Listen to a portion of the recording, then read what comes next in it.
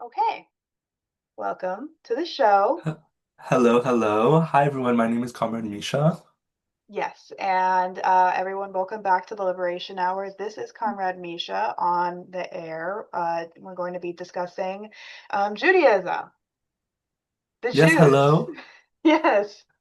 It's a big topic. It's a big topic. Yes, we have a lot to talk about. I'm super excited to discuss this with you.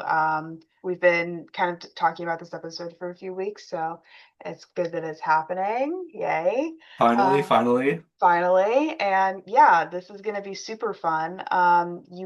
Comrade Misha has such a breadth of knowledge. It's going to be very You're flattering me. No, that's not true. Yes, yes, I am flattering you because you deserve it. You do know so much, and comrades really need to be learning about it. So we're doing it. Today's the day, and I'm super excited. So this episode is on Judaism, specifically Judaism and its relationship with communism, and that I guess what all goes into that. And we won't be able to cover all of it today because there's so much. But either way, this is an important topic to be discussing. And so, without further ado, I'm Yeah. gonna this discussion is going to be a question and answer sort of thing because there is so much to understand. And so, my first kind of question that I think we should be asking is, who are like Jewish people and like who is the Jewish community and everything.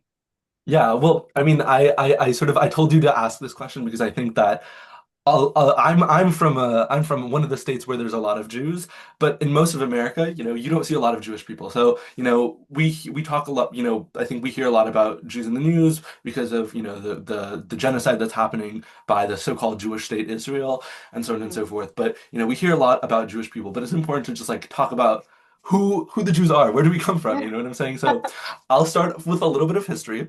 So, we're starting in 500 BCE.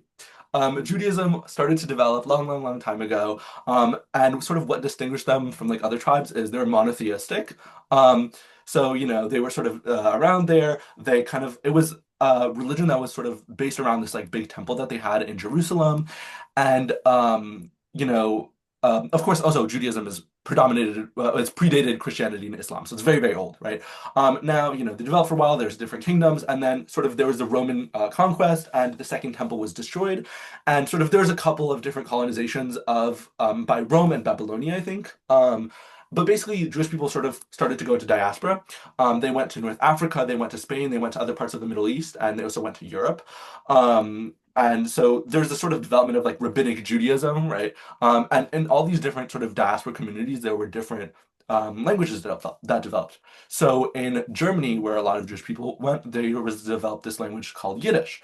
Um, and so the Jews that came to Germany originally were called Ashkenazim. Now, many of them later went to Eastern Europe and so on and so forth, but that's sort of where the name comes from.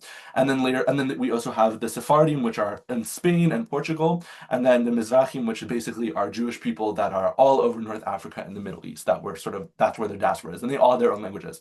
So Ladino was a language of Sephardic people, which it's sort of related to like medieval Spanish. It's actually really, really cool to hear if you do speak Spanish because it's like it's very interesting. And there's also Judeo-Arabic and so on and so forth, right? So when we're talking about medieval Europe today, we're going to talk a lot about Ashkenazim because sort of I'm Ashkenazi. There's also a lot of very interesting history about like Mizrahi and Sephardic people, but to be honest, I mean, this is sort of a line that sort of Lenin talked about is that like the Jewish people from Spain and from Europe and from North Africa and so on and so forth have wildly different cultures and wildly different histories. Sure, they have the same religion, but I think it's like a little unfair to talk about it as if it's like one history. Like these are all different and very interesting histories. And it sort of is a Zionist talking point to basically be like, oh, it's all the same history, right?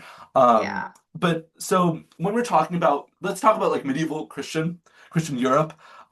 Jews were basically not allowed to do a lot of things, right? Jews were not allowed to hold land, they were not allowed to like farm, they were not allowed to do a lot of things. So most of the time they lived in the cities and they were merchants or money lenders.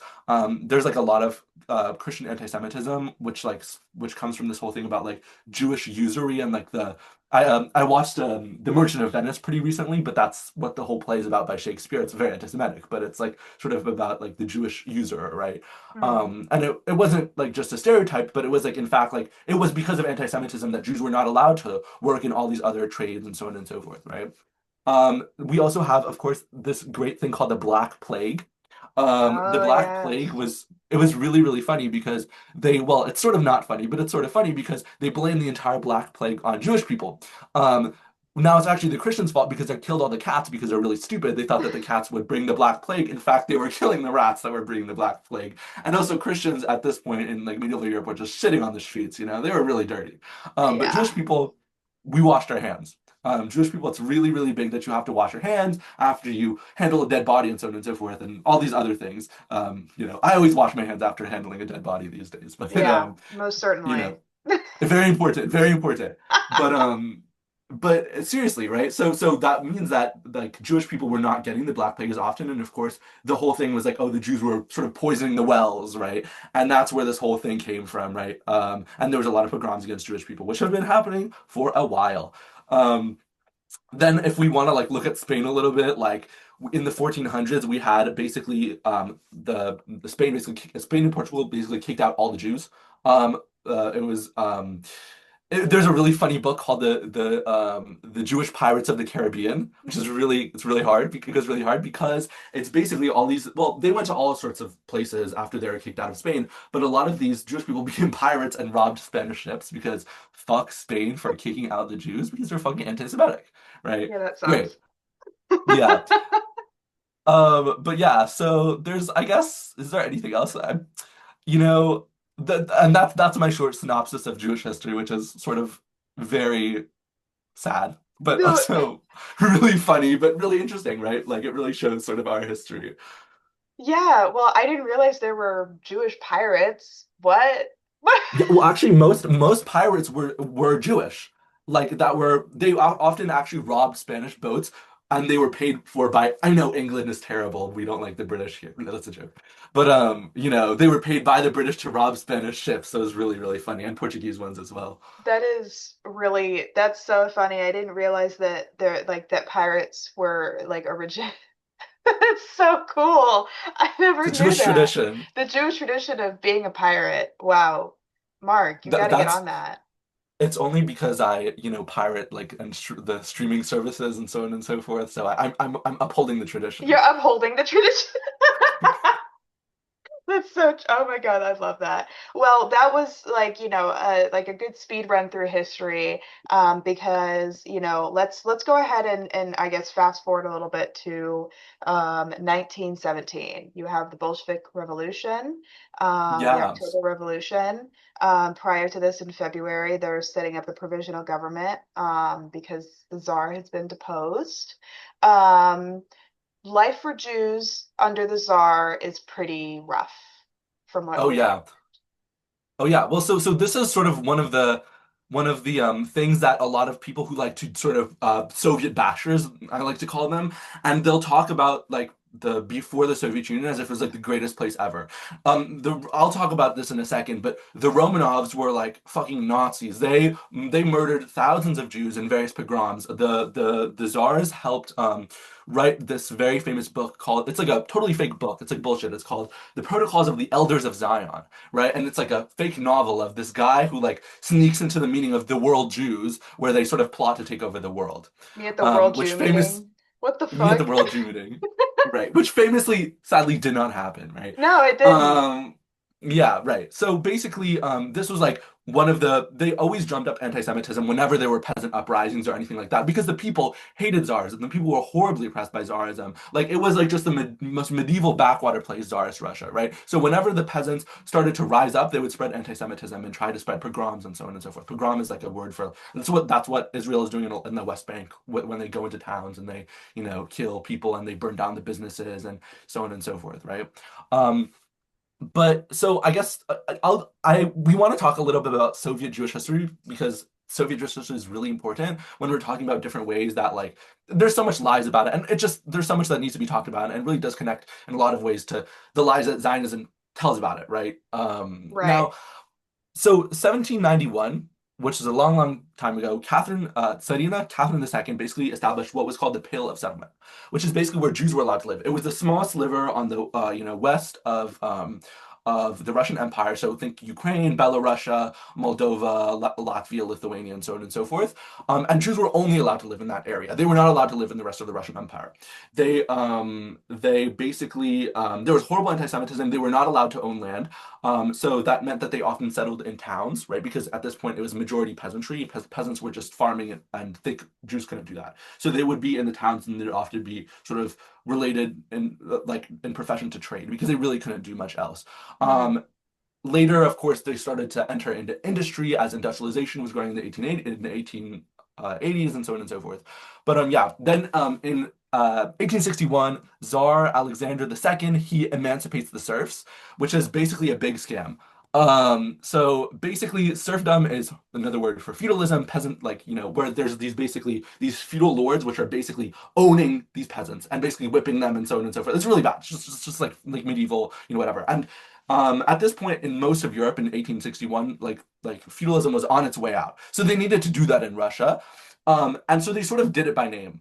Now, it was really funny because, well, it was actually really terrible because what happened was that most of the land, because they sort of were like, okay, we're going to distribute the land to the peasants. Now, most of that land went to the nobles anyways. They were called отрезки in Russian, which means like basically um, like cut-offs that they took from the land that the peasants farmed that it Hmm. was taken away from them, right? So there was, all that sort of stuff. Now, this is sort of related to sort of a relaxation of sort of policy. So some Jews were allowed to live in like outside of the pale, mostly like sort of richer Jewish people who were, in various, like better professions. Hmm. But then in 1863, there was a big January uprising in Poland where the Poles were like, Tsarist Russia, get out of here. And of course, whose fault is that? Say it after me, the The Jews. Jews.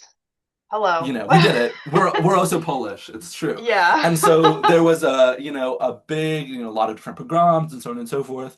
Then again in 1881, Tsar Alexander II was killed. So let's go. But so it was actually really funny because who killed him was Lenin's brother. Oh. Lenin's brother, yeah, Lenin's brother was a member of the Narodniks, which was this sort of like peasant sort of anarchist group.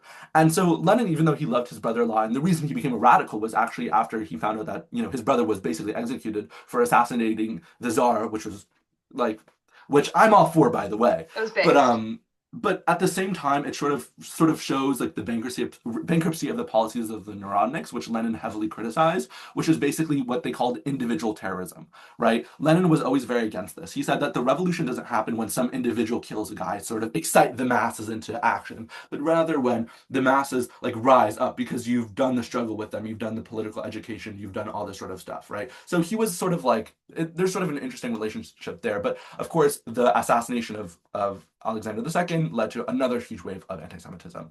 And then there were basically these, well, anyways, there's a lot of history there, but basically to get into the Russian Revolution that happens in 1917, and Lenin was always like very, very against anti-Semitism. There's this weird lie, which is that like the Soviet Union was really anti-Semitic, which is totally not true. There is actually this quote by Lenin. It's a little long, but I'm going to read it. Yeah. Um, Go for it. so he says, anti Semitism means spreading enmity towards the Jews. When the accursed Tsarist monarchy was living its last days, it tried to incite ignorant workers and peasants against the Jews. The Tsarist police, in alliance with the landowners and the capitalists, organized pogroms against the Jews. The landowners and the capitalists tried to divert the hatred of the workers and peasants who were tormented by want against the Jews. In other countries, too, we often see the capitalists fomenting hatred against the Jews in order to blind the workers, to divert their attention from the real enemy of the working people, capital. Hatred towards the Jews persists only in those countries where slavery to the landowners and the capitalists has created abysmal ignorance among the workers and peasants. Only the most ignorant and downtrodden people can believe the lies and slander that are spread about the Jews. This is a survival of ancient feudal times where the priests burned heretics at the stake, when the peasants lived in slavery, and when the people were crushed and inarticulate. This ancient feudal ignorance is passing away. The eyes of the people are being opened. It is not the Jews who are the enemy of the working people. The enemies of the workers are the capitalists of all countries. Among the Jews, there are working people, and they form the majority. They are our brothers, who, like us, are oppressed by capital. They are our comrades in the struggle for socialism. Among the Jews, there are also kulaks, exploiters, and capitalists, just as there are among the Russians and among other nations. The capitalists strive to sow and foment hatred between workers of different faiths, different nations, and different races. Those who do not work are kept in power by the power and strength of capital. Rich Jews, like rich Russians, and the rich of in all countries, and are in alliance to oppress, crush, and rob and disunite the workers. Shame on accursed Tsarism, which tortured and persecuted the Jews. Shame on those who foment hatred towards the Jews, who foment hatred towards other nations. Long live the fraternal trust and fighting alliance of the workers of all nations in the struggle to overthrow capital. Um, which is really banger. We're doing snaps. I don't know I if you have can to hear. I have to just like I have to just comment there for a second. I hope that for listeners who are, listening to this pre-recording and have gotten to this point can understand just how fucking base Lennon was because Insanely based. Seriously. because this was what 1917 when did he say this? Like I believe this was 1921, but what's really interesting, oh, 1919 actually, end of March 1919. But what's really interesting is that this is one of the few speeches of Lenin that you can find recorded because he thought that this was so important. We can play a video of this at some point, or you can Google it yourself, actually, Lenin's speech on anti-Semitism. And he thought that this was so important that he decided that it needed to be recorded, of course, with a very, terrible technology, and sent all over the country so that people could hear the words of Lenin when he talked about anti-Semitism, because anti-Semitism was still a very serious problem in Russia. yeah, and I think that like it's important to recognize just how like the lies that have been spread about the Bolsheviks and communism and its relationship with Judaism is pretty insidious, Yeah. because it really ignores and in fact lies about the what communism says about or what like or just in general how communists feel about other nations and other groups of people. Like it's so disappointing when I hear people say, well, like the Soviet Union was so deeply anti-Semitic, and it's like that's just patently Well, it's false. it's actually the opposite because not only did was the Soviet Union, so like after the revolution, it wasn't just like America where after 1860s where they had the Civil War, they basically said, oh, slavery, it's wrong, whatever, basically bye, and then allowed for basically horrible racism to still exist. In Hmm. the Soviet Union, after the revolution, they had a very active campaign against anti-Semitism. It wasn't just passive, but they actually made it illegal. There's a quote on by Stalin, actually, famous Jewish ally, where I Hi, think it was the man. Jewish news agency, yeah, which asked him a question about anti-Semitism, and he said, "In answer to your inquiry, this is another great quote. National and racial chauvinism is a vestige of the misanthropic customs characteristic of the period of cannibalism. Anti-Semitism is an extreme form of racial chauvinism, is the most dangerous vestige of cannibalism. Anti-Semitism is of advantage to the exploiters of a lightning conductor. Wait, sorry. Anti-Semitism is of advantage to the exploiters as a lightning conductor that deflects the blows aimed by the working people at capitalism. Anti-Semitism is dangerous for the working people as being a false path that leads them off the right road and lands them in the jungle. Hence, communists, as consistent internationalists, cannot but be irreconcilable sworn enemies of anti-Semitism. In the USSR, anti-Semitism is punishable with the utmost severity of the law as a phenomenon deeply hostile to the Soviet system. Under USSR law, under USSR law, active anti-Semites are liable to the death penalty.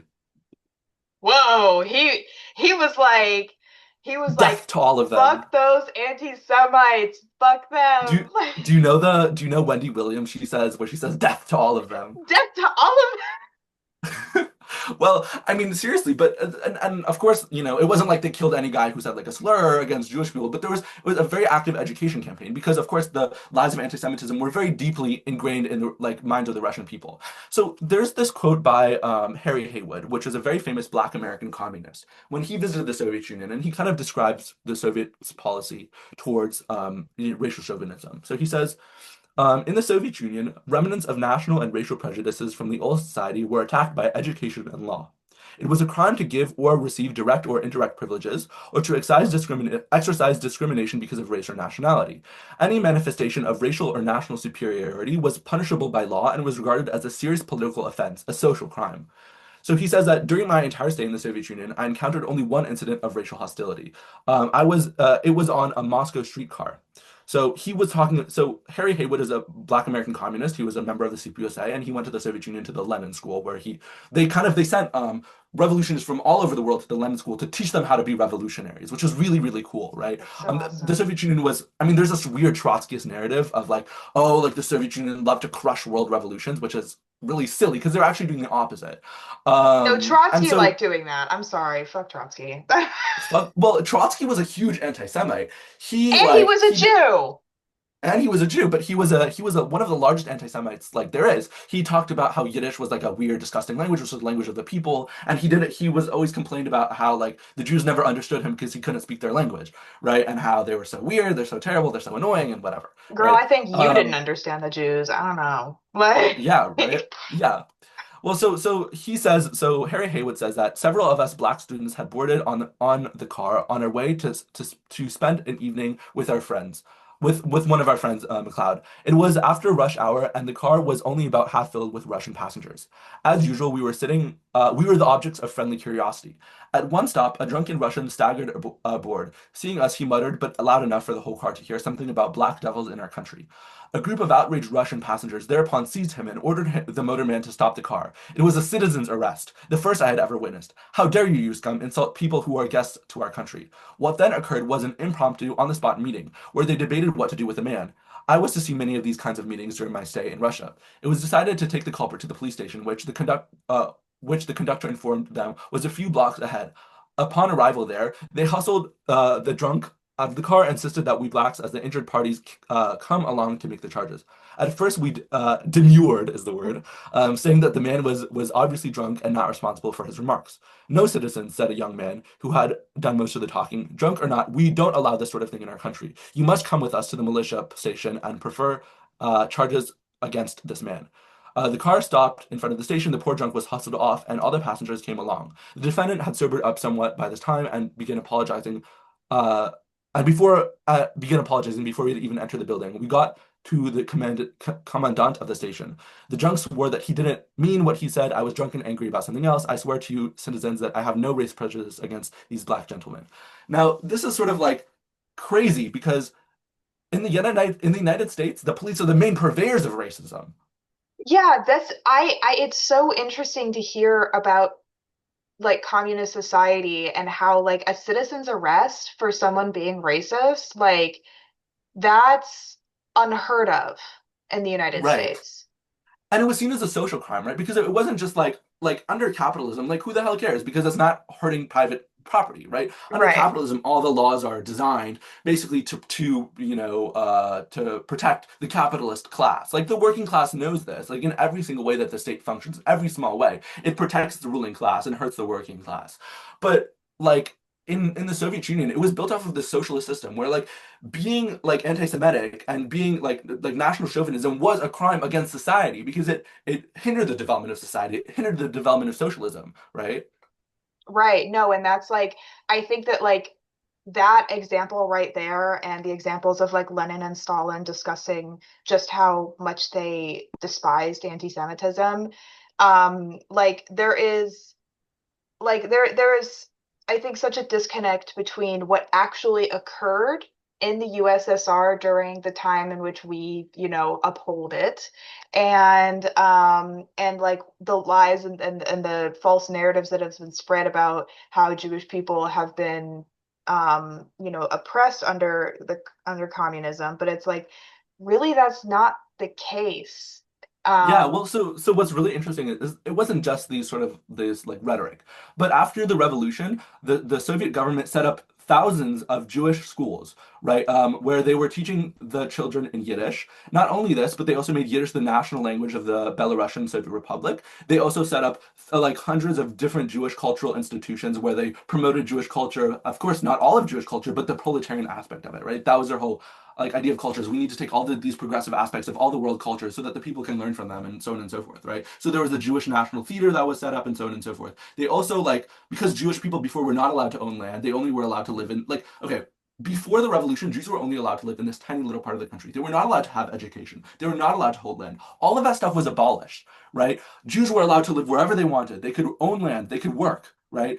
And it wasn't just like these capitalist bullshit laws of a right to work. But under socialism, in the Constitution, you were guaranteed a right to a job that was dignified and a dignified wage. No, like read the 1932 Constitution, people. It is based as hell. Like Yeah, and in the Soviet Union, rent was, by the way, five that it was 5% of people's income. what really? Yeah, yeah. Like so, So let that sink in a little bit. But this is what we're talking about when we talk about oppression, right? Like this is what it is. yeah. So like when you say like it was 5% of people's income, can you explain that a little more?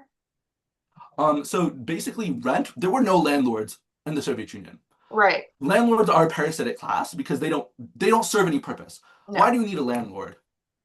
you There don't. was the only fees that they paid were basically for like maintenance fees, which were very, very cheap, and they were on average 5% of people's incomes, right? Wow. So, but yeah, So like that's what happens when you don't have landlords. that's what happens when you don't have a parasitic class of people like mooching off of every other working person who makes like barely a living wage, if that, and then has to pay exorbitant amounts of money for housing. Like, Yeah. I also think that like what you're talking about with like Jewish schools and like them upholding Yiddish and everything as like a national language for Belarusia. I also Which, think by of the way, before it was illegal to print in Yiddish in most of Russia. Well, I mean, that's not surprising considering how anti-Semitic the Tsar was and the Tsardom and Yeah. all of that. Like, of course, they would probably suppress that. But now, like, I think about are you familiar with the story of like Stalin's Niños? Yes, it was from Spain, right? Yeah. Talk a little bit more about that because I don't know all the details. Well, it's interesting.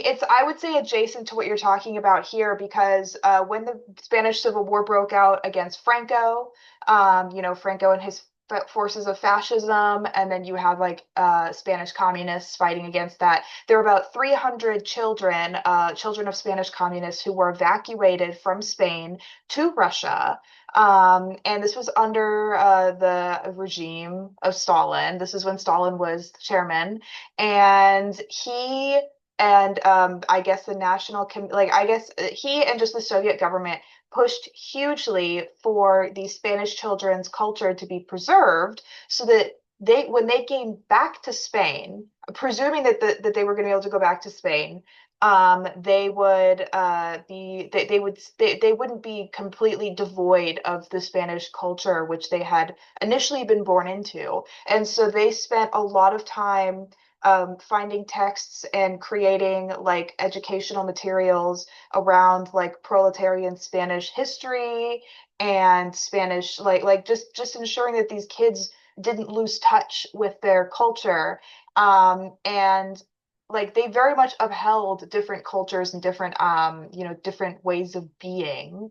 And it's like Stalin really cared about this kind of stuff. He really cared about children and them having like a good education. And when it became evident that these kids wouldn't be able to go back to Spain because Franco's fascist forces ended up winning, unfortunately, they were allowed to stay in the Soviet Union. you know but they still had they still had cultural touch points, and they were still cared for as Spanish people. And I think it's kind of beautiful in a lot of ways. Like that's a really wonderful like just little tidbit of information. But when I hear about how the Soviet Union did something similar with Jewish people, ensuring that like Jewish culture and language and everything was upheld instead of suppressed. It just couldn't be further from the truth how apparently the Soviet Union was so anti-Semitic.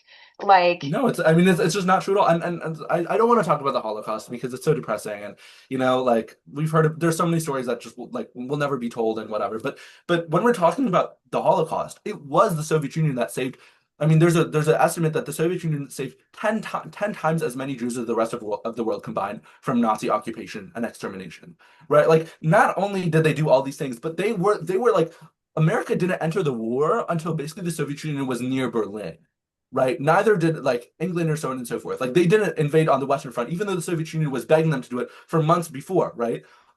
Like, it was basically like the Soviet Union was the main country which was fighting against Nazism. And they let like hundreds of thousands of Jews immigrate to the Soviet Union and evacuate from Nazi occupation and so on and so forth, right? So it wasn't even just all these cultural things, but they like actually like if there was no Red Army, there would be no more Jews left in this world. There's this quote by a Holocaust Period. survivor, which she says that I know who saved me from the camps, and it wasn't the Americans. Don't believe what the Americans say. It was the Soviets that saved me, and I'll forever be grateful for them. It was the Soviets. Yeah, no, I think it's also really important. The narrative here in the States about around World War II is pretty backwards, I have to Oh say. yeah. And I get pretty pissy about this, mainly because I am a communist and like I understand and I know the history of the Soviet Union. And the fact is that they were the real anti-fascists. America was nowhere near what the Red Army, what the Red Army in the Soviet Union was in terms of anti-fascism and upholding that as a value. And the Soviet Union saw World War II coming way before everyone else did. This whole narrative Well, that that's why they said that they needed to industrialize what England did in 100 years in 10 years. Yeah, and they did it. And they were successful. Like the collectivization, had they not collectivized when they did, as brutal as that process was, and as many critiques as I have, they would not have been able to win World War II. It was just not going to be possible. I mean, even the so-called Stalin-Hitler Pact, which is bullshit. In fact, if when we talk about, peace or like non-aggression treaties between, there was like way more non-aggression treaties, and they're never talked about between the European powers and America and Nazi Hmm. Germany. The Soviet Union was constantly begging the other Western powers in order to enter into war against Nazi Germany. In fact, the Western powers wanted Nazi Germany to enter war against the Soviet Union instead, and they wanted to work together with them. The ex-king of England was a fucking like the what is it? The ex-king of England was like a Nazi, right? He visited like Hitler himself. Yeah, well, yeah, there was the king's brother, Yes, that's what Prince who was. Edward, I believe is his name. I only know this because I watched The Crown. Like, Yeah. Bye. um, Me too, though. Yeah. and he did in fact work with the Nazis. He had plans with the Nazis to retake the British crown. Of course, these things never materialized. But he did. And also, I think I talk about this every time we talk about World War II and like capitalist interest in Nazi Germany. But there were plenty of American capitalists who upheld the Nazi line. Well, Henry Ford, which we were talking about that book called The Protocols of the Elder of Zion, of the Elders of Zion. That book was in every single factory that Henry Ford owned, and he had these schools. He was very famous for having like schools in his factories. That was in every single classroom, right? He Yeah. was one of the biggest Nazi collaborator Americans like there. And we still uphold Ford and Fordism as like some hero of like American industry. And I'm just like, okay, like I can understand that He was a fucking Nazi. like, yeah, he was a Nazi. Like, why do we not talk about that? That this man was deeply anti-Semitic. He worked with Hitler, supplied him with machinery. And like there were plenty of American and European capitalists who were quite happy to work with the Nazis until things got a little too like intense for them, and it wasn't even about the persecution of Jews. It was only Um, no. America doesn't care. Okay, America didn't care at all about Jews. America was very anti-Semitic. That's like most Jewish. So okay, Einstein was a socialist. yes, he Um, was. He was based as fuck. he said we must not forget that in the years of atrocious persecution of Jewish people, Soviet Russia has been the only great nation who has saved hundreds of thousands of Jewish lives. Like that was like the Jewish people like loved the Soviet Union because the Soviet Union liberated the Jews in America, and therefore like there was this. I mean, I want to talk a little bit about Zionism Yes, because let's do because it. it's a really big I topic. have so much to say about Zionism, as we know. um, Oh yeah. Well, I mean, so I guess like one of the really big campaigns of that, I mean, originally, so when the Russian Revolution happened, the White Army invaded. So I'll need a little boo for the White Army. Uh, Boo!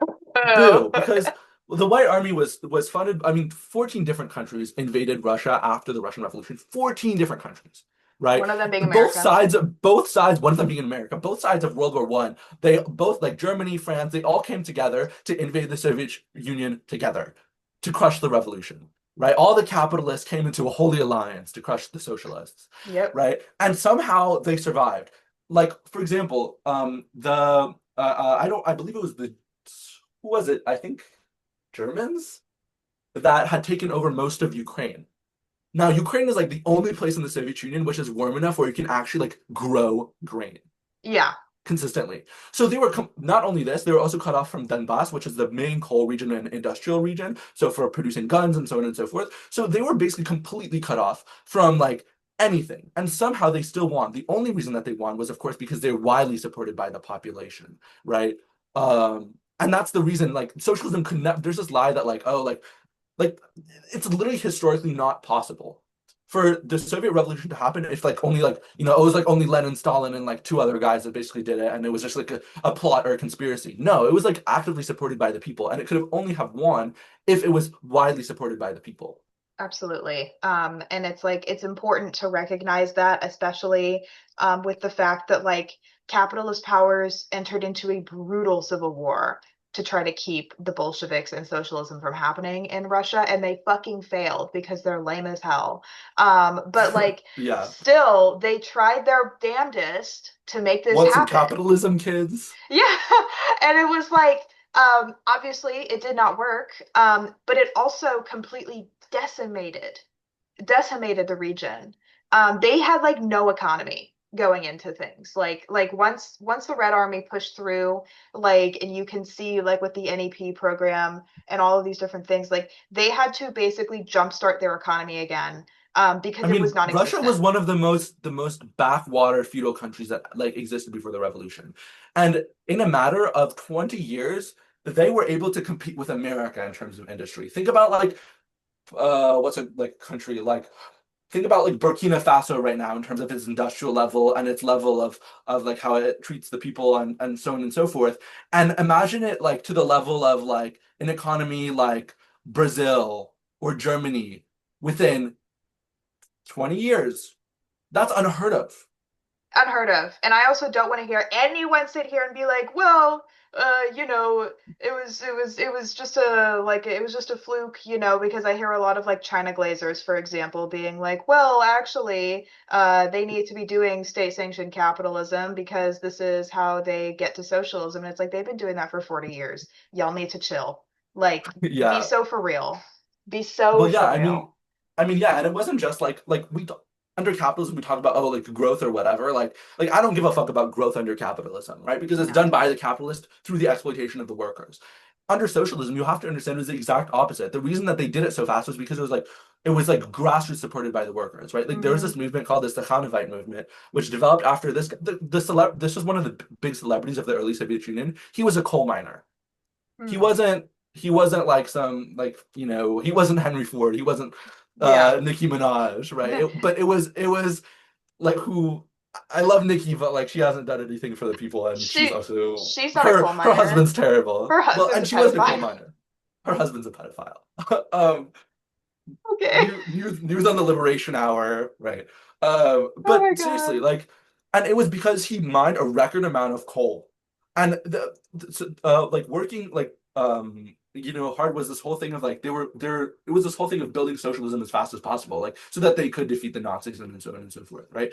And so like there was like a grassroots movement where everybody was like, oh, like this guy is so great, and we want to help build socialism as fast as possible. So workers from all over the country, this was not on the orders of the party or anything like that, but from the whole country by themselves decided I want to be like Stakhanov, and they started to have these socialist emulation programs. And it was like it was really like widely supported by the people. I mean, later in the Soviet Union, when it became revisionist and capitalist, they still tried to do that stuff, but there was a massive fall in production when capitalism was reintroduced in the Soviet Union because the people didn't see that that production and working hard benefited them anymore because under under socialism it did, under capitalism it didn't.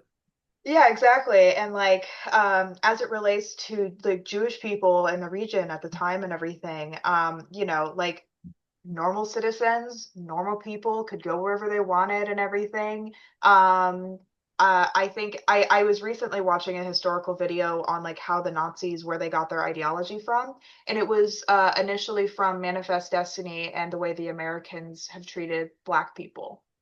Yeah. And that was like to them, it was emulating that, but for Jews, under Nazi Germany. And like I think it's pretty cool that like when you think about like Stalin, like one of his favorite films was about like the emancipation of like slaves. And like, it wasn't like when we talk about the ways in which Soviet leadership felt about like Jewish people, it's not just Stalin, because Stalin was a guy. He was one guy. There was a whole breadth of government, and many people in the government, in like the Bolshevik government, well, in like the Bolshevik party, but also just in the communist government, were Jewish. Oh There's yeah.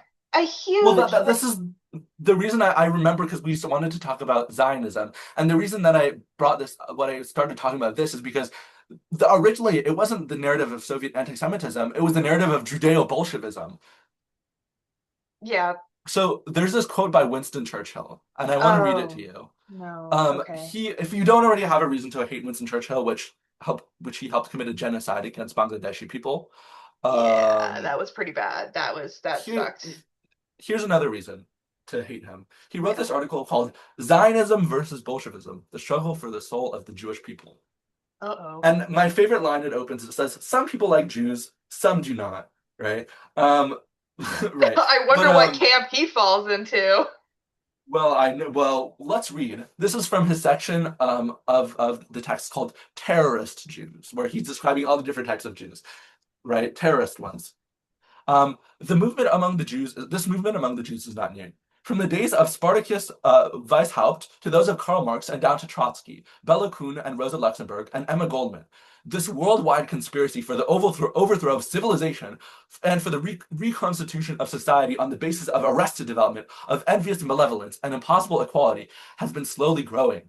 It played, as a modern writer, Mr. Webster, has so ably shown, a definitely recognizable character in the tragedy of the French Revolution. So, of course, the Jews were behind the French Revolution, Of course. according to right. But he says it has been the mainspring of every subversive movement during the 19th century, and now at last, this band of extraordinary personalities from the underworld of the great cities of Europe and America have gripped the Russian people by the hair of their heads and have become practically the undisputed masters of that enormous empire.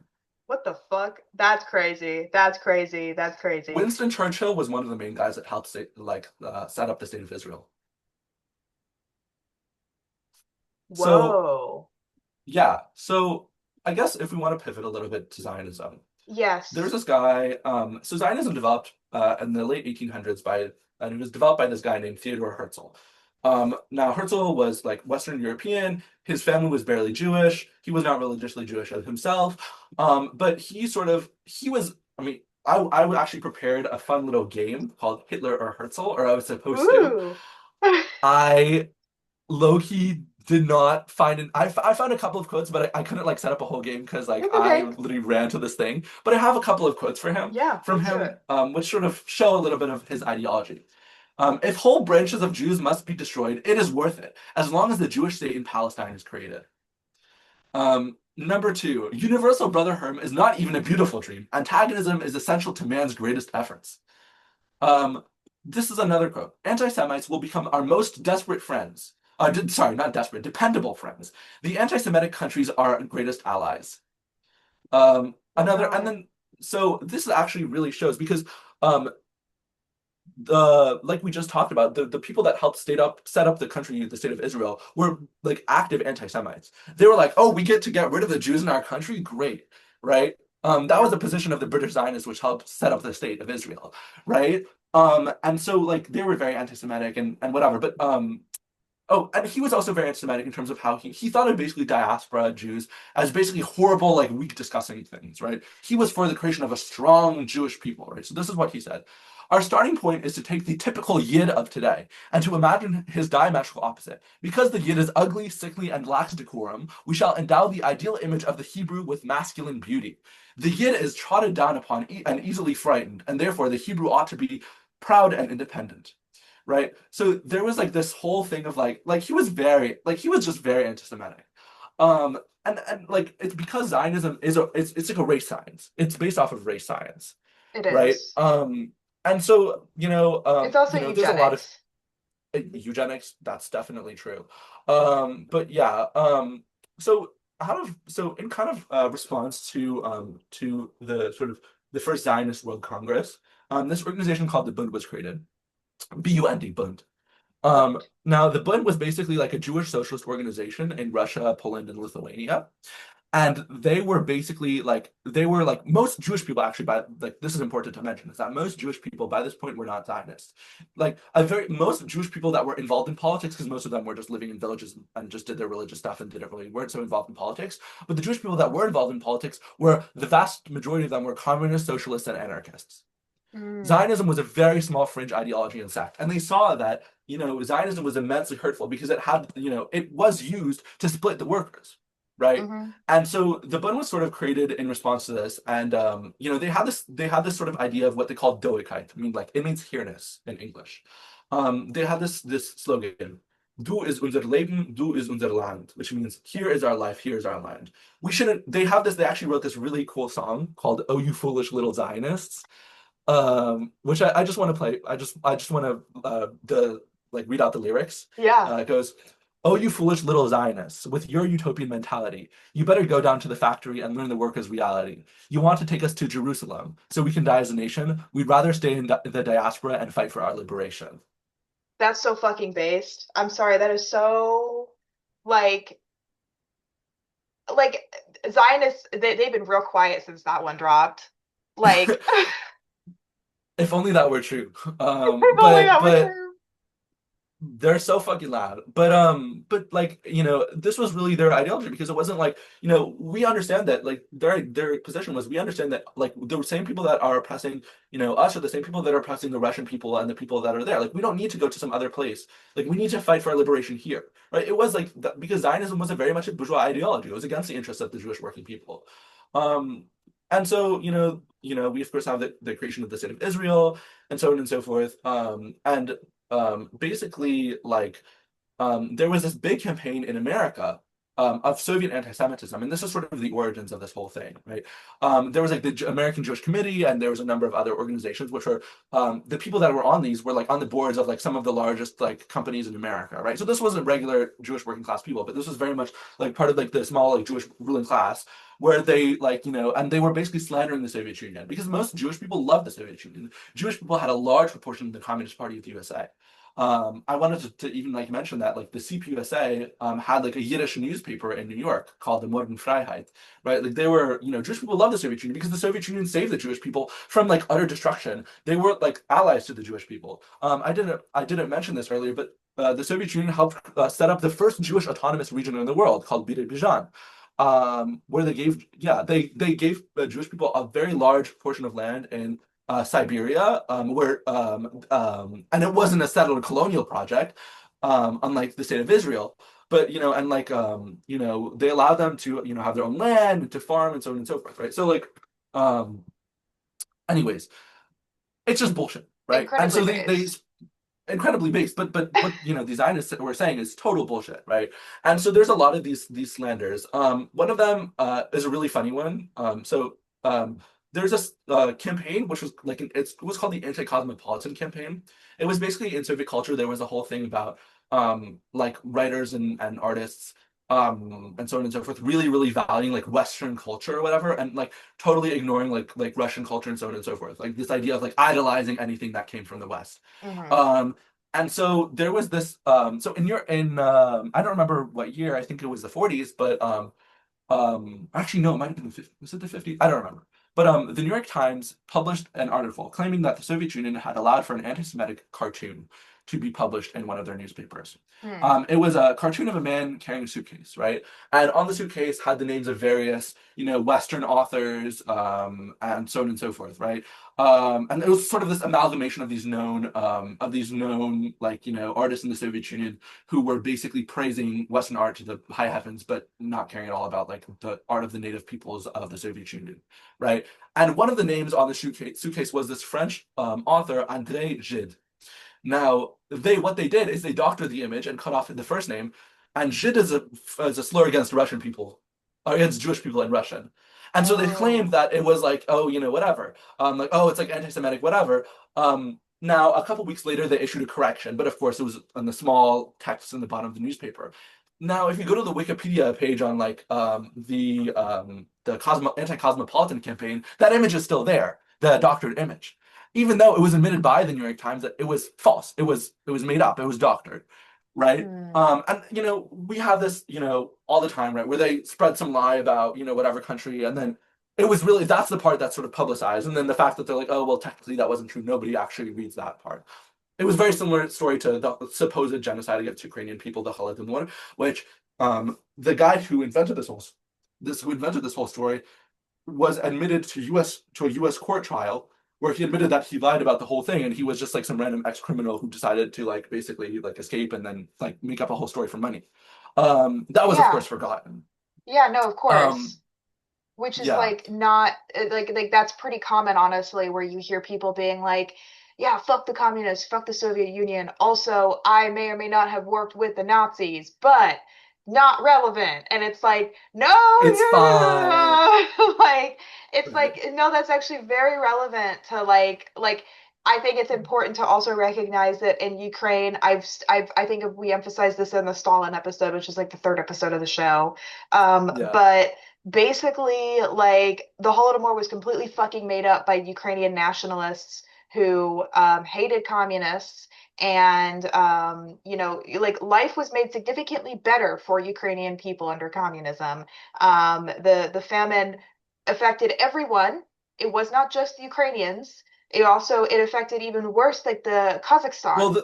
the thing that you have to understand is Ukraine was the only place where they were growing grain. So there's this whole like regularly in the Soviet Union. So there's this whole narrative of like, oh, like they were still growing grain, but it was only being shipped out to everywhere else and basically letting the Ukrainians starve, which is like totally ignoring the whole fact that Ukraine was the only place that was growing grain at all. And there was a shortage over the entire country. So they shipped it to all the different parts. It was, they did equal distribution to the whole country because nobody should starve. And also, that whole region has for a millennia been dealing with famine, and Famine happened like every 10 years in Russia because every the agriculture five was so unproductive. every Oh, 5 years it sorry. was happening. Yeah, Yeah. no, but it's true, and it's like this is very much left out of like the discussion around how the famine occurred. It's not that bad things didn't happen or that a famine didn't happen. It absolutely Yeah. happened. Well, that was the last famine that ever happened, like in Ukraine, 19 the last one because they collectivized agriculture and they made it so productive that people would never have to starve again because of the unproductive nature of agriculture that they inherited from feudalism. And the only other famine that had happened in the Soviet Union was after World War II, and it was because they had been shipping so much, like so many resources to the front lines because they were literally fighting the fucking Nazis, and the Western powers didn't want to get involved until the last minute. Yeah. Um, so it's like I And then don't, and then they rushed as far as they could because they wanted to have all of Western Europe for themselves as capitalists because they feared that Western Europe would become socialist. Italy was almost socialist. So was France. It was literally because the U.S. invaded and like literally like forced like killed thousands of communists who were the only ones fighting against the Nazis to not allow them to build their own government. yeah, exactly. And so, like, when we discuss Zionism and this idea that, like, Jews could only be safe in Israel, blah, blah, blah, blah, blah, Jews were safer in the Soviet Union by far, by far. Yeah, And, even, people will bring up the argument, well, the Soviet Union was the first to recognize the state of Israel. Well, that's because they thought they were going to become socialist. It wasn't yeah. until, Well, oh, go ahead. Yeah, you go go. ahead. You finish. No, you finish what you're saying. I'm very Well, good at interrupting you. no, no, no, it's okay. I think it's just like, they were under the impression that the Israel was going to be a socialist state. They didn't realize that what exactly Zionism was until a little later, and then they were like, "Oh no, no, no, no, we do not fuck with this at all. This is not Yeah. cool." Well, the Soviet Union was always anti-Zionist, but one of the things is that after World War II, like you have to keep in mind the conditions of the time where like a lot of Jews were like it was just like it was fucking traumatizing, right? Like, and like this narrative of like Jews can only be safe like if there's like a Jewish state was like very powerful at the time, even though of course it was false. And so like basically it was sort of perceived that, it would basically like so this is one of the main accusations of anti-Semitism against the Soviet Union. And this is a little historical background, right? It was so-called the Night of the Murdered Jewish Poets. Now, I have three facts of information for you. Number one, it wasn't one night. Number one, they weren't all poets. Number three, they weren't all Jewish. It's sort of like they want to make it like the new Kristallnacht or something like that, right? Like this is this like very narrative framing. But essentially, what happened was there's this organization called the Jewish Anti-Fascist Committee, which drummed up support for the Soviet Union. They went on tours to various Western countries to basically drum support for the Soviet Union in World War II among Jewish people. But what happened was that um, they, along the way, got in a little contact with U.S. intelligence services and were basically trying to set up an ethno state in Crimea, a Jewish ethno state in Crimea, which is like a very Zionist, not very good thing, right? And so there was 26 people who were arrested. Only 13 of them were Jewish, and not all of them were poets either. But that's like a whole thing. Like there's like the narrative is like, oh, like Stalin killed them because they're Yiddish poets, which is like what the hell does he have to care about poets, right? Like it's a silly, very silly thing, right? Or because it was anti-Semitic. Now, in the same year as these people were arrested, thousands of Jewish artists and writers gained Stalin prizes and other prizes in the Soviet Union for their work. So that's a really good test to test if something is anti-Semitic. Is like, was it only targeting Jews, or what? And was it targeting all Jews or only a couple of Jewish people? Right? Like that's a really good test. Or to listen to what Stalin had to say about Jewish people versus some conspiracy theory. Like when we talk about Soviet history, it's not innocent until proven guilty. It's guilty, and not even until proven innocent. It's guilty, guilty, guilty. Guilty only. And like that's the thing is like there's this whole like narrative that Stalin was evil and that he like ate Polish babies or whatever and he was like this terrible human Yeah. being. It's like first of all, Stalin didn't even have like the power that people say he did in the Soviet Union. It was much more democratic than people give it credit for. I have criticisms of the Soviet Union, don't get me wrong. I think that there could have been a lot more done in the name of like worker democracy. However, I uphold the I mean, fact. you have to realize like the conditions, like where they were at the time. Like they were like totally surrounded by hostile countries, and like like despite all their like the problems that they had, you have to realize the conditions they were in, right? Yeah, exactly. And it's also like we can recognize the faults that they had and the mistakes that they made while also not saying bullshit because it makes us feel better. Like frankly, the Soviet Union was not an anti-Semitic place. The Soviet Union, and Stalin more specifically, if we really want to get specific about the guy, was not an anti-Semite. And like it's people Stalin who was a mensch. so, what does that mean? I'm confused. Oh, you don't know. Mensch is like it's Yiddish like English. It's like Yinglish. It means like he was a really good guy. Oh, he was a great guy. He was a mensch. Yeah, I thought you were talking about Menshevik, and I'm like, no, he wasn't. Like, He was not a Menshevik. he No, was no, not no, a no, no. Menshevik. But like, there's this whole thing of, well, he persecuted Trotsky, he hated Trotsky, so he must have been an anti-Semite. No, Trotsky was a fucking wrecker. And he Trotsky, was an anti-Semite and himself. he was an anti-Semite. Like, Trotsky was his own downfall. He kept he like first of all, Trotsky put himself in these positions in which he was constantly working against the government. There was absolutely like he basically wanted to be a mini Napoleon. He didn't actually want to Yeah. do democracy. He didn't want to do like building up socialism. He wanted permanent war. He wanted permanent. Well, Go ahead, yeah, yeah. and he also there's also lots of evidence and books being released right now by one Grover Furr, which Yes. has been interviewed by the Liberation Hour, Yes. detailing how Trotsky collaborated with Nazi spies and also Japanese spies during He World War did. II. He did, and like he was killed with an ice pick to the head in 1940, which rest in piss, you won't be missed, bitch. Like, you collaborated with the imperialists. I don't feel bad for you. It's like Well, you know that he almost testified in front of the House of Un-American Activities. what? Yeah, he almost so if for the viewers or not viewers because we're listening right now, but Yeah, for the listeners who don't know, the House of Un-American Activities was like the peak of the Red Scare, where they would arrest even like liberals and random guys who said had anything nice to say about black people or the Soviet Union or Jewish people or whatever, and accuse them of being communist. Trotsky accepted and agreed to, but only he had some plans that interrupted being murdered by an ice pickaxe. yeah. Um, which is, whatever. But he had plans to go to America to testify and talk about the supposed crimes of Stalin. Oh my fucking God. Because here's the thing, he couldn't get Stalin out of his damn head. He was always just like you would think the man was in love with him, the way he Right. talked about Stalin. You would think it was like a lover's Number quarrel. one op. Number one op. Number one op. And like even when he died, he was like, man, Stalin must be so happy that I am fucking dying. That's so fucked up of him. Stalin wasn't thinking about you. He I didn't have a I have a care. I have a joke. Why Yeah. did Trotsky sprain his ankle? Why?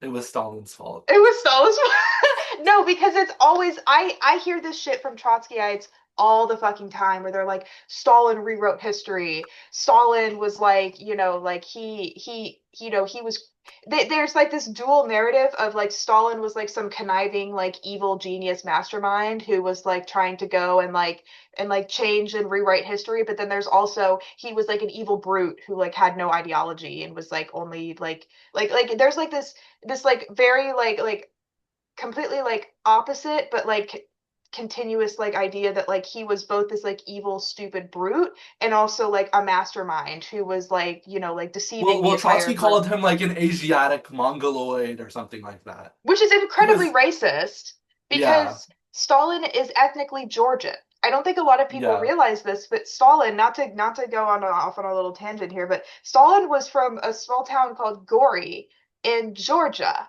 His Um, parents were peasants. his parents were peasants. His dad was a shoemaker who ended up having to go work in a factory as like a basically like a pet like he was skilled labor but ended up living a life of unskilled labor because he just couldn't find work and fell into Yeah, in utter alcoholism poverty. and poverty. Stalin was trained in the seminary. He was going to be like he was going to be like a priest or something, and then he Yeah. found Marxism, which is based.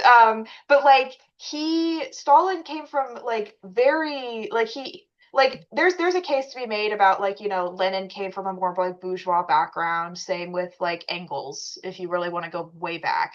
If you really want to talk about the proletarian, Stalin was that.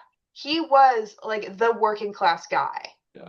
I mean, there's a lot of American like bourgeois like white people who like really love to spit third worldism where it's like anything not written by like a non-white author I won't read, which is like a really also kind of racist narrative. But Yeah. they're like, oh, Stalin, I would never read him because he's just a white guy. Actually, kind of the exact opposite. Like Stalin was an oppressed minority. Like you have to understand that Georgians were horribly oppressed under Tsarist Russia. He was also known to have a Georgian accent when he spoke Russian. He didn't speak Russian until I want to say like The narrative that he's a great Russian chauvinist is kind of insane because he wasn't even Russian. he wasn't even Russian. If you really want to talk about a great Russian chauvinist, it was more like Lenin because Lenin was Russian and like Well, but no, Russia. Lenin was not a great Russian chauvinist. and he I think wasn't he had Jewish heritage too. and he also wasn't a chauvinist. And also, if we really want to go into like how Marxism as an ideology, Marx was Jewish. Marx was Yeah. ethnically Jewish. Like, if like that counts. Like even though I don't believe he Well, practiced that's why Judaism. Marxism is a Judeo. It's a Jewish plot. It is a Jewish plot, yes. Like I Right. just think it's so insidious when people are like, oh well, Marxism is like this anti-Semitic ideology. No, the literal founding guy, the guy Marx, was Jewish. Right. And like I believe he wrote on the Jewish question about like Jewish emancipation. I could be wrong about Yeah. that. He did. He Um, did. That was one of his first works. but like frankly, it is just completely fucking false. And it's pretty, again, insidious because like Western powers and capitalist powers were extremely oppressive of Jewish people. Israel is extremely oppressive of Jewish people. It might be like weird to say that because, oh, aren't they a state for Jewish people? No, no, they aren't actually. They're a They're a state. state for the bourgeoisie. They're That's a just like state. every state. Yes, they are a state for the bourgeoisie, and they are also a white supremacist state. They were Yeah. built specifically for Ashkenazi Jews. For a while, Ethiopian Jews were not allowed in the country. Well, they Um, were. It wasn't that they weren't allowed, but they were shoot, what's the word? Sterilized en Sterilized. masse. Yeah, they were sterilized. There is proof of like Ethiopian Jews who had tried many a time to get citizenship in Israel. They were denied, and but when white South Africans were quote unquote fearing for their lives because Nelson Mandela was elected and apartheid was finally defeated in South Africa, they were interestingly given Jewish citizenship, or you know, like they were Jewish, now Jewish apparently, and they were given citizenship in Israel.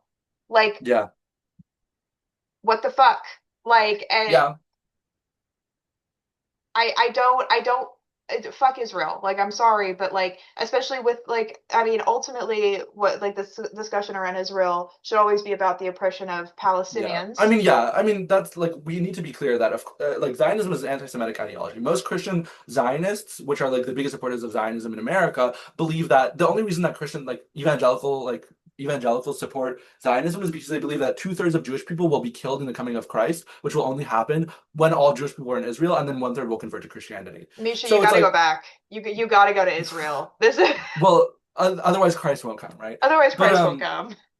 but seriously, I mean, like we can talk about that, but we always have to bring it back to Palestinians, right? There's a genocide, like as much as Zionism is anti-Semitic ideology, it's also Jewish supremacist, which is the anti-Semitic ideology. But at the same time, the main target right now is our Palestinians, and we need to center them. Like as much as I want to talk about how Zionism is an anti-Semitic ideology, we still need to be clear about that. We need to center them. Yeah, and it's like Zionism is not actually good for Jewish people. Like I know that that's like might be a controversial thing to say, but it's like first of all, it's a settler colonial ideology. You know, there was a time I believe where Herzl was deciding on if they were going to do if they were going to put Israel in Palestine or in Argentina. Like they Yeah, weren't well, also somewhere in Africa they wanted to do it too. I don't remember where. yeah, they wanted, and so it's like this whole idea that like you know Jewish Madagascar. Madagascar. What the fuck were y'all Yeah, gonna? What? Why? I don't know. Like, like it's like this whole. It really frustrates me because I like Jewish people were like upheld as like a part of the nation in the Soviet Union, and it's incredibly sad to see how people believe it was the opposite and want to believe like the lies that are sown by Western powers and by capitalist powers that like you know Jews can only be safe in Israel and like they're justified like the genocide is justified because you know like there's like people like there's like a very racist trope that like Arabs are inherently Yeah, anti-Semitic group of people who want to murder all Jews, which is not true because Jews were already living in the region of Palestine at the time that it was colonized. Jews were part yeah, of peacefully. peacefully, they were part of the community. They identified as Palestinian. They did. Like Right. it's just I mean, there are incredibly Jewish Palestinians too. yeah, there are Jewish Palestinians.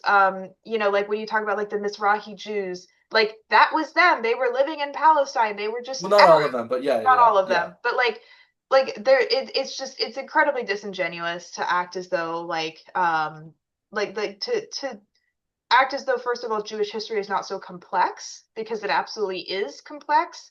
right, But also this idea that like that oppression of Jewish people in the Soviet Union is because communism is an inherently anti-Semitic ideology. It's just not true.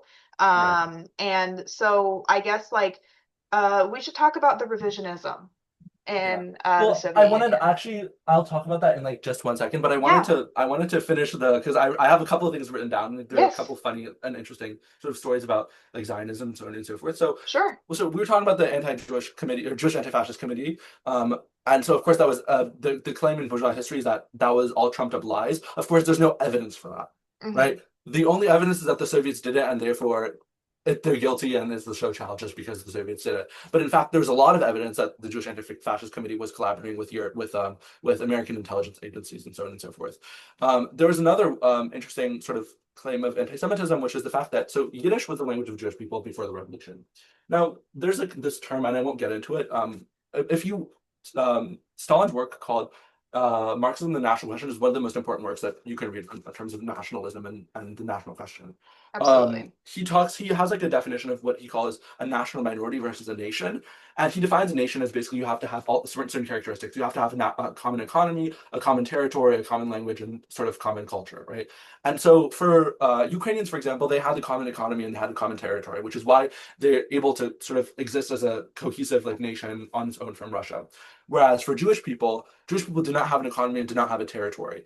The only reason that Jewish people existed as like a its own separate group was only because of anti-Semitism, right?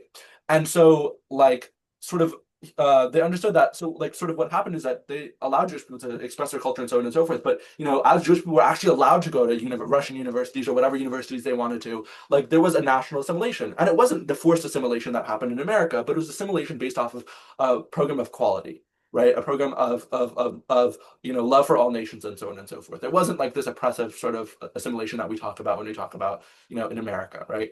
And so therefore, like naturally, like they like a lot of most like Jewish parents in the beginning send their children to Yiddish schools, but over time, they I mean you can't force everybody in Russia to speak Yiddish, right? Because Yiddish is inherently like a minority language. So over time that they started speaking the language of the Russians or whatever was the majority like population in the area, Ukrainians, Belarusians, whatever. And there was like that like slow force of assimilation, which is inevitable to happen, right? Like the only other solution is you create a Jewish nation to keep Jews from assimilating, and that's Zionism, right? So so there was like this slow assimilation because Jewish people were actually given equality, right? And so there's this sort of allegation that Stalin personally closed all the Yiddish schools because by the end of the 40s, by the end of the 30s, there were the last Yiddish schools were closing down because nobody was going to them anymore. Not because Stalin personally killed anybody who ever spoke Yiddish, but because people were given equality, they were given rights, right? So that was like another major sort of thing of anti-Semitism and so allegation and this sort of all goes back to this like American Zionism, right? um I there's a like I'll give another example where like American Zionist organizations these days, so okay, Latvia, Lithuania, Estonia are in the Baltics, right?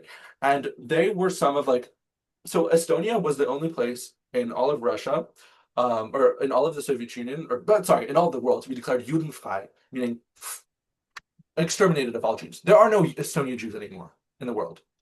Um, it was like the Baltics were some of the worst, was like the worst place for the Holocaust, and also because the Baltics had only joined the Soviet Union 3 months before they were invaded by the Nazis, so they had not quashed a lot of these like bourgeois whatever people yet, like anti-Semites. Mhm. And so what happened was that a lot of these people like basically that sided with like the Nazi collaborators. Basically like what happened was that those were the same people that helped take down the Soviet like governments in 1991 in the Baltic countries and helped set up the new states. So now all of like the main streets, the main statues that they have in all these countries are all named after these Nazi collaborators, which is a big problem, right? Because they love Israel too. So there's this myth of this so-called double genocide myth, right? Where it's this idea that like Stalin was equally bad for Jewish people and he was like actually committing a genocide against Jews, and basically therefore it was okay for these Nazi collaborators to collaborate them. They just didn't know the Nazis were bad, right? And a lot of American Jewish organizations that exist now like have like active very very friendly relations with these countries. One of the main like Congress or Parliament guys, I think in Lithuania, came to visit an American Jewish organization, which I'll leave unnamed, but but and like 3 months before, he was in his parliament saying how it was a Jewish plot to have like healthcare or whatever. And then he went there to talk about how he loved Jewish people so much and blah blah blah blah blah blah blah. Crazy. So like that was just like another example I wanted to give of like how anti-Semitism and whatever. You asked me a little bit about like revisionism in the Soviet Union, and I Yeah. because we talked about this a little bit before, but I'll Yeah. keep it short. Is After capitalism was restored under the Soviet Union by Khrushchev, there actually was an increase in anti-Semitism. Um, there's also an increase in alcoholism and all the other sort of evils of capitalism, because capitalism was being restored in the Soviet Union. And so, you know, um, a lot of the, especially after the Soviet Union fell apart in 1991, where it's like it was really a terrible, really, really terrible time. Like nobody could find a job. Pretty much everybody was fired. People were starving. There was a huge rise in anti-Semitism, and that goes to Khrushchev and Brezhnev and Gorbachev and so on and so forth, right? So we have to understand that like capitalism and revisionism, which is the restoration of capitalism, is very much intertwined with all these evils of capitalist society, like anti-Semitism. Yeah, no, and it's very much like when there is economic hardship and people are struggling under like liberalization of the economy, things like like not just anti-Semitism but just racial and ethnic oppression in general tend to spike. This is like Yeah, this is not specific to the Soviet Union. We can see this in other countries that have similar like that have had similar experiences, and also differing ones, but in which but critically, the important part here is that capitalism. It is the like when people are living under economic oppression, when they're dealing with like deep like class divides and everything. It's important to recognize that the ruling class will always try to divide the working class. and that's it, like anti-Semitism, racism, misogyny, like all of these different isms and all of these different hateful like ideologies and everything, or hateful like hateful rhetoric tends to rear its ugly head when these things like when economic hardship comes about. People want to find someone to be angry at. They want to find a thing to feel as though like it's their fault or it's someone's fault. And capitalism once again is very insidious in that it takes huge advantage of this and wants to further divide working people by saying, no, it's actually the fault of the Jews. It's not the fault of the capitalists. You shouldn't feel mad at us, as the ruling class. You should feel mad at, Yeah. or in the case of the United States, it's immigrants and Black people. Yeah. Whenever Well, there's we need to be careful about like even like a lot of like there's again like this idea of so-called like the Palestinian anti-Semitism or like pro-Palestine anti-Semitism is so overblown, but like we need to be careful about these sort of things because it's not that like there's this narrative that like oh like Israel is controlling America. It's actually the exact opposite. It's America that's controlling Israel. Israel is just doing the bidding of American imperialism, right? So we need to be really careful about that. Like we need to be like consistent internationalists when we're advocating against capitalism because capitalism always uses like national chauvinism and hatred, for its own purposes. Yeah, and I also think it's really important to recognize that like more recently, like after like the shooting of like Charlie Kirk, there was like a whole thing going around where everyone was like, Israel was part of this, like Israel had done this. And it's like, no, there's absolutely no evidence that Israel was part of this. Israel has done a lot of bullshit, but they did not they were not part of this operation, quote unquote. Like there's this like it's always like I think that when people talk about like the quote unquote rise in anti-Semitism, I mean there's a lot of actors who try to pin it on leftists and say, oh well, because you're pro-Palestinian you must be an anti-Semite. It's actually a huge there's like a huge rise in anti-Semitism on the right wing of American Oh yeah, politics. Nick Fuentes comes to mind. Him talking about like the international conspiracy of like of Jewry here in the United States or whatever. Like it's fucking insane. It's yeah, crazy. And like yeah, Tucker Carlson platforms that because he is also an anti-Semite. Like when these yeah. people talk, and I need to talk about this real Elon fast. Musk did a Sieg Heil on He, stage, and he he's did. not the anti-Semite. It's people who are against genocide. The ADL does not have a leg to fucking stand on after that. When Yeah, they were like, well, it's just a hard time right now, guys. Don't blame him for being autistic. That's why he did it. It's not because, like, what? What the fuck? yeah, right, Don't drag right. autistic people into this. Like, Yeah, for but it's real. it's like what I get really frustrated about is it's like, okay, Nick Fuentes and Tucker Carlson, specifically Nick Fuentes likes to uphold Stalin because he Does he believes, really? yes, And I'm pissed about it because Oh, he's, he believes he's like a right-wing figure like they do in Russia. yeah, he believes that he's a fucking anti-Semite. And he was never an anti-Semite.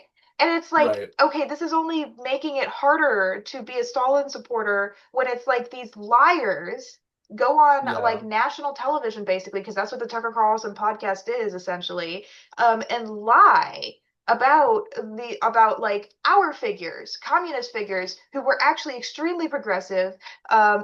extreme anti-fascists and completely against anti-Semitism.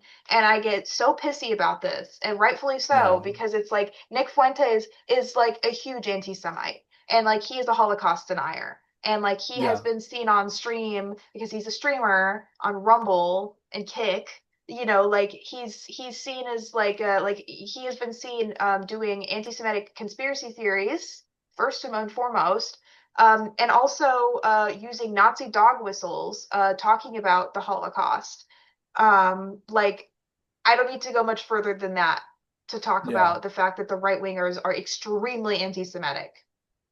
Yeah. I mean, I we could talk about this for hours. I wanted to like sort of like end on this sort of like idea that for Jewish people like I mean for all people in general, like our the only thing that will liberate us is socialism, right? Period. And like national chauvinism will always be used against us. We need to be militant actors against chauvinism. And also as Jewish people, like our name is used in order to commit genocide. Like I think that like the Jewish proletariat has like a large role to play in fighting against capitalism. And like the Jewish proletariat is already waking up, right? Like Jewish people are already like a lot of Jewish people already hate Israel, right? Like and hate Zionism and see it as the rightful enemy of the people, right? Um, so I mean, there was I guess maybe this is like a nice note to like sort of like end it. So Sure. in the Soviet Union, they published, we talked about how they supported Jewish culture and so on and so forth, but they published this so for Passover, they published this thing called the Red Haggadah, which is a Haggadah was like it's a Jewish religious text that they read for Passover, and they made it like a communist version of it, right? And Mm. so in the original it says next year in Jerusalem. And in the Red Haggadah it says next year in communism. Oh, I love that. And it's like truly Yeah. communism is an ally to the Jewish people. I want any listeners who are Jewish or non-Jewish, just people in general to understand that like communism is an ally to all oppressed people. Communism is an ally to all working people. And I think that it's extremely important to uphold the fact that the Soviet Union made huge strides in protecting and upholding Jewish culture and Jewish people, and the lies that come out about the Soviets and like all of the quote unquote anti-Semitism that they did is it's extremely insidious, and it is only there to sow further division between working people. Like, understanding that communism has always been an ally to Jewish people. It was founded by someone who, not well, like Karl Marx, and his scientific socialism. He was a Jew. Like Yeah. Lenin has Jewish Well, history. only socialism can liberate the people because capitalism is a system that oppresses people. It is a system that is based, it's premeditated off of exploitation of the working class. And it's not just Jewish people, but it's everybody. Only socialism can save us, right? Like there's that quote by Rosa Luxemburg, it's socialism or barbarism, right? Like Hmm. we have no other choice. We need to fight for socialism. Absolutely. And it's like, I think that there's like a huge case to be made for like techno feudalism that's coming into the future because of these like insane weirdos that have like billions of dollars from crypto or whatever the fuck. And like, we need to unite on a front of socialism. Like, Right. I don't, I like, here's the thing. Um, Say what you will about the Soviet Union, especially revisionist Soviet Union. There's a lot that we can learn from them. I'm not saying that we need to replicate them because we don't have like we're in very different conditions. But it's important to recognize what exactly they actually were. Not the lies, not the like the propaganda, but what exactly they were for their faults and for their achievements, and Yeah. recognizing that the Soviet Union got a lot wrong. One thing that they Yeah. didn't get wrong was their treatment of Jews. And I think that it's Yeah. extremely important to recognize that, especially in the early days with Lenin and Stalin, who very much upheld being allies to Jewish people and being against anti-Semitism. And it is just so incredibly important to recognize that. Yeah, no, for real. But yeah, I really want to thank you for hosting me on this Yes, deliberation hour. thank you. Also, for everybody, there's probably going to be a number of readings because I talk about a lot of things, and if people are interested, there's a lot of reading to do. One thing I didn't talk about and kind of realized that I didn't is like the Holocaust industry, which is like how the US government uses the memory of the Holocaust for like basically Zionist purposes and ignores certain narratives of like the Holocaust and so on and so forth. But there's books about that sort of stuff. There's books about a number of different things that are like really, really interesting. There's a lot to learn about like Jewish history because it does relate a lot to like, you know, the struggle that we have now. Um, but yeah, I really want to thank you for hosting me on the Liberation Hour, Yeah, of Conrad. course. And we should definitely do another episode specifically on the Holocaust industry just to discuss, what that is, because I think it could definitely be its own episode. So, that would be lovely. And we could also, not the topic. The topic sucks, but Right. it was great conversation. So yes, thank you so much for coming on the show, Comrade Misha. This was so amazing. I will link where if you want to be found, where can people find you? On the Um, gram, on perhaps socials. well, you should follow APL Red Phoenix, Period. You should follow Peel Red where I Phoenix. write many articles for them. Yes, yes, absolutely. Well, this was such a good discussion. I'm gonna go ahead and